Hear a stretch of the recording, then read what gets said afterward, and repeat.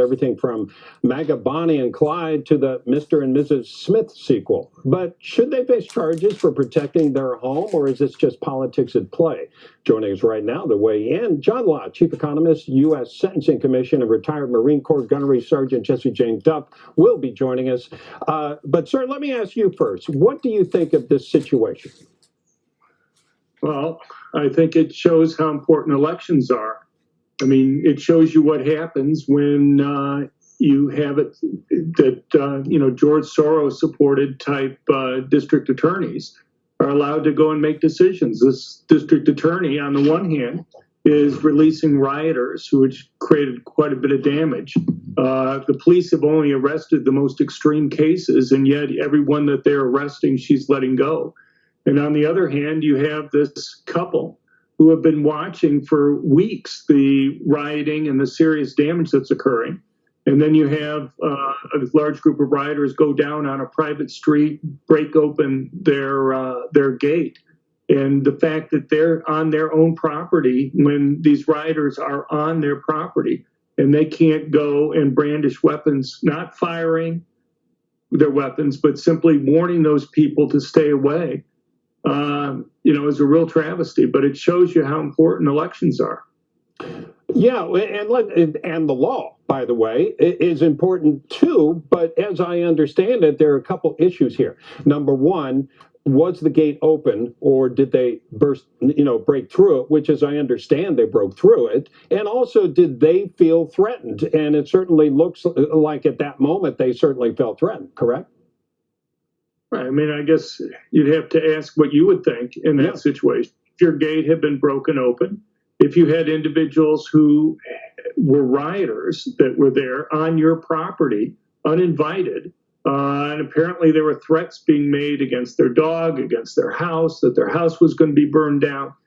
Those are things that I think any reasonable person would be concerned about. I mean, you have to be wondering, let's say they had stayed inside their home and rocks were being thrown through windows. They could have been harmed in many different ways. They were just essentially saying, stay away. I mean, if you get training for a concealed handgun permit, one of the things that you're going to be told is you're not the police. Your job isn't to go and arrest people. The benefit of you having a permitted concealed handgun is to maximize the distance between yourself and an attacker.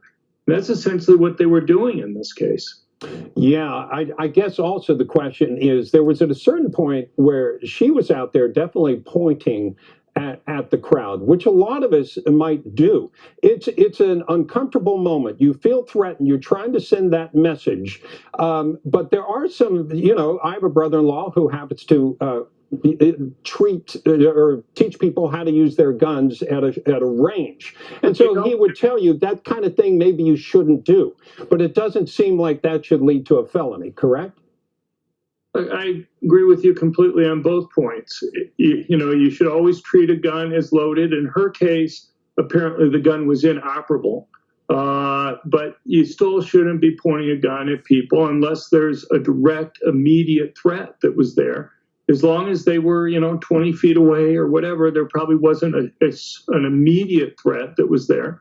But it was still beneficial to let the individuals know. I mean, they were on private street. They were on private property for this couple, to let them know that there are consequences there if they were to go and do something. Yeah, not only that, but if people could put their minds back to the time when all of this was happening, we had riots across the country. We had a lot of violence breaking out, and these people were quite vocal as they approached that house, and I have no doubt that they felt threatened.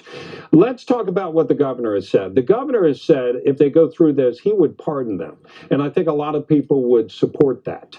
Is it possible, I don't know if you know offhand, whether it's possible to pardon ahead of time. The reason I ask that is I remember when Gerald Ford became president, and he pardoned President Nixon for any possible crimes he may have committed.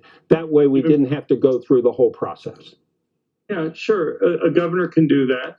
And, in this case, one hopes that he does that. I mean, if you wait until the end of the process, which is what's normally done with pardons, these individuals' lives are going to be turned upside down. They're going to bear huge legal costs. It's possible they could spend some time in jail that's there while they're waiting the disposition of their trial.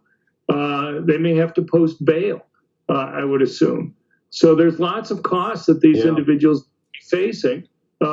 Time, just the trial, just preparing for the trial. There's a lot at stake in these types of cases. And, their lives are going to be destroyed. I mean, just the financial costs alone are going to be things that they're never going to be able to recover from. Yeah. If you had to do this over again and you were them, what would you have done differently? Well, other than not pointing the gun at the people, I think, what they did generally, just showing that, look, you busted down our gate, you're on our property. Right. We've been watching the videos of the riots on the news. There's a large group of people who are yelling threats at us. I see nothing wrong with them going out there and at least showing that they will be able to go and protect themselves. Look, there's a simple point here that I guess a lot of Democrats aren't understanding across the country with defunding police. If you make it more costly for criminals to go and commit crime, they're going to do less of it. And when the police, anybody who's read my work knows that I think police are extremely important in stopping crime. I think they're the single most important factor. But even under the best of circumstances, police virtually always arrive on the crime scene after the crime's been committed. That's true. Yeah. And that raises the question, what should people do? Now, however, we're living in an era where police are being ordered to stand down, where police are having non-lethal methods that they would normally use to handle situations taken away from them. When parts of police are being disbanded or budgets are being cut, and police are being demoralized. You have situations where police have justifiably used force, such as the Atlanta shooting with Brooks. Anybody who watches the video there knows that they behave courteously, behave exactly by the book. Unfortunately, the media, that's one video that the media doesn't show very much. That's right. And John, I don't doubt anything you're saying. I agree with you wholeheartedly. Not only that, I think they would find a hard time getting 12 people on a jury to find them guilty because somebody's going to understand that could be me next time.